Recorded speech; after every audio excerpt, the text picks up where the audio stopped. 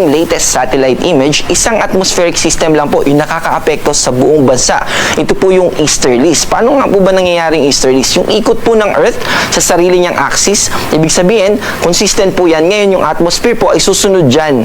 At yung pagsunod po ng atmosphere na yun, yun yung consistent na hangin na nanggagaling sa east na nakakaapekto po sa atin, sa ating bansa sa kasalukuyan. Mainit po yan at paminsan-minsan ay may dala rin po ito na moisture na kung saan yung moisture na yan ay nakakaapekto dito sa Eastern Visayas, dito sa Dinagat Islands, Surigao del Norte at ganun din dito sa southern portion ng Palawan. Ibig sabihin nun ay magiging maulap at mataas yung tsansa ng mga pag-ulan natin dun sa mga binanggit natin na lugar. Dito naman sa Metro Manila at sa natitirang bahagi ng ating bansa ay mas mababa na yung tsansa ng mga pag-ulan. Pero posible pa rin naman yung tinatawag natin na localized thunderstorm. At kasabay po nito ay may nire-release yung ating mga Pag-asa Regional Offices ng mga thunderstorm advisory. Yung mga naka-highlight po na probinsya, ito po yung mga lugar o mga probinsya na kung saan merong mga lugar sa probinsya na yan na posibleng makaranas ng mga thunderstorm o yung mga panandaliang pag-ulan for a specific area lamang.